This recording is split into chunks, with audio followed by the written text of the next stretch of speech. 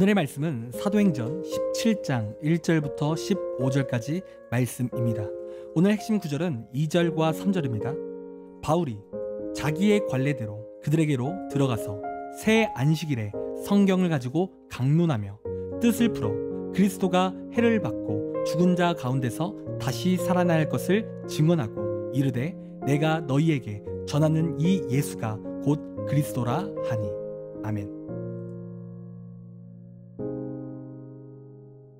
미국 펜실베니아주의 센트렐리아라는 작은 마을이 있습니다. 여러분, 이 마을은 석탄이 많이 나는 그런 마을이었는데요. 1962년 어느 날 이 마을에 어떤 한 총소부가 한 구덩이에 난로죄를 버렸습니다. 그런데 그 구덩이는 석탄 탄광과 연결이 되었던 구멍이었던 거예요. 그래서 어떤 일이 벌어졌냐면 그 총소부가 버렸던 난로죄로 인해서 불씨가 붙어서 큰 화재가 발생하게 되었다는 거예요. 그리고 소방관들이 출동을 하게 됐다는 거죠. 그런데 그 사건이 무려 17년이 지난 후에 놀라운 사실이 하나 밝혀졌는데, 그 사실은 무엇이냐면 그때 났었던 그 불이 17년 동안 꺼지지 않고 계속해서 그 불이 타고 있었다는 거예요. 그러니까 그 불이 땅속의 석탄 맥을 타고 계속해서 불이 붙고 있었다는 거죠. 그리고 더 놀라운 사실은 무엇이냐면 앞으로도 그 불은 석탄이 완전히 고갈될 때까지 계속해서 불이 탈 것이라고 그렇게 말을 했다는 거예요. 그리고 완전히 고갈될 시기는 대략 250년 정도라는 겁니다. 그런데 이러한 이야기를 제가 왜 하게 되냐면 지금 이 석탄에 붙은 불이 마치 하나님의 복음의 능력과 같다라는 생각이 들기 때문에 그런 거예요. 여러분, 절대로 꺼지지 않는 불, 하나님이 사라지지 않는 한 영원한 저 불과 같다라는 거죠. 여러분, 오늘 본문을 보아도 사도 바울은 데살로니가 지역에서 한 달간밖에 머무르지 않습니다. 그런데 사람들이 이 사도 바울의 복음을 통해 예수님을 믿기 시작했고 데살로니가 교회를 형성했다는 거예요. 그러니까 놀라운 복음의 불이 붙은 거죠.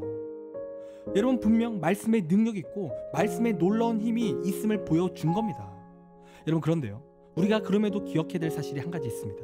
복음의 능력은 반드시 있어요. 그런데 그 복음의 능력도 있지만 우리가 기억해야 될 것은 그 말씀을 전하는 사람도 중요하다는 거예요.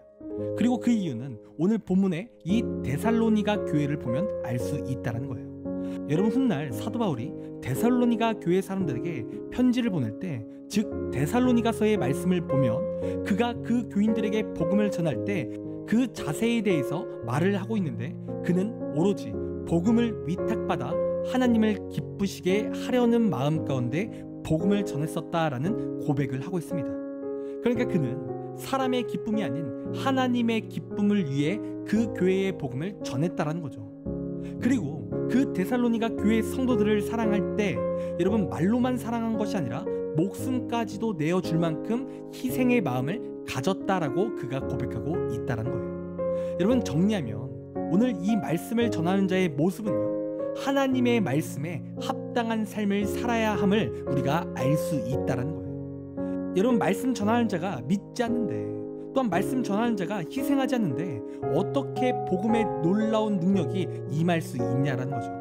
그러니까 복음을 전하는 자는 먼저 그 말씀을 따라 합당한 삶이 있어야 한다는 거예요. 그 복음을 온전히 믿고 또 그 복음을 온전히 실천해야 한다는 거예요. 여러분, 예를 들어 어떤 사람의 인격이 좋지 않은데, 또 어떤 사람이 욕심만 가득한데 그 사람을 통해 여러분 복음의 능력이 나타나겠습니까? 오히려 그 사람을 보면서 예수님을 믿고 싶어하는 마음이 사라지게 될 거예요. 여러분, 그래서 말씀 전하는 자는요, 먼저 은혜를 체험해야 되고 말씀을 따라 살아가는 삶의 모습이 반드시 나타나야 한다는 겁니다. 나를 통해 복음이 전해지기에 우리의 삶의 모습이 먼저 변화가 되어져야 한다는 거예요. 여러분, 정리하면 복음에는 능력이 있습니다. 그리고 그 복음을 전하는 나도 여러분 말씀에 합당한 삶을 반드시 살아야 한다는 거죠. 여러분, 지금 한국교회의 정책이라는 말을 많이 합니다. 그런데 여러분, 중요한 사실은 하나님의 복음의 능력이 없어서, 하나님이 능력이 없어서 교회의 정책이가 아니라는 거예요. 여러분, 하나님의 복음은 아직도 능력이 있습니다. 그리고 그 능력은 무한한 거죠. 그러나 하나님의 복음을 전하는 자들의 삶의 모습이 이 사도 바울과 같지 않다라는 거예요. 그래서 이 한국교회에 복음의 정체기가 왔다라는 거죠. 여러분, 세상 사람들이 종종 교회 사람들이 더 악하다라는 말을 많이 합니다. 저런 사람이 믿는 예수님을 내가 안 믿고 싶다, 이러한 말을 많이 하는 거예요. 그러니까 이 시대에 믿는 자들이 정말 실망스럽다는 거죠. 말씀에 합당한 삶을 살지 않는다는 거예요. 그렇기에 교회가 정체가 되고 있다는 겁니다. 여러분, 그런데 중요한 사실은 이러한 교회의 정체를 일으키는 사람이 어쩌면 저와 여러분의 모습일 수도 있다는 거예요. 우리도 말씀에 합당한 삶을 살아야 하는데 내 욕망과 내 본능대로 살아가려고 할 때가 너무나 많다는 겁니다. 내가 희생하기 싫고 내가 헌신하기 싫고 또 세상 사람과 구별되어져 살아가는 모습이 없다라는 거죠. 여러분, 그러한 모습이 우리에게 있다라는 거예요. 여러분, 그렇기에 이 시간 우리의 삶 속에서 그러한 내 악한 모습이 있다면 우리가 오늘 이 말씀을 듣고 내려놔야 될 줄 믿습니다. 그리고 이제는 하나님의 말씀 가운데 합당한 삶을 살아야 하는 거죠. 그래야 우리가 전한 복음이 효과적으로 능력 있게 전해지는 거예요. 그리고 교회에 부흥이 일어나는 겁니다. 여러분, 그러므로 이 시간 우리가 복음의 사명자임을 다시 한번 기억하기 원합니다. 그리고 또 말씀을 따라 합당한 삶을 살아가는 우리의 귀한 삶이 되기를 간절히 소원합니다. 우리가 그렇게 하나님의 말씀 가운데 살아갈 때 놀라운 하나님의 불이 임할 줄 믿습니다. 기도하겠습니다. 하나님, 우리의 삶 가운데 하나님의 말씀을 따라 합당한 삶을 사는 우리가 되길 원합니다.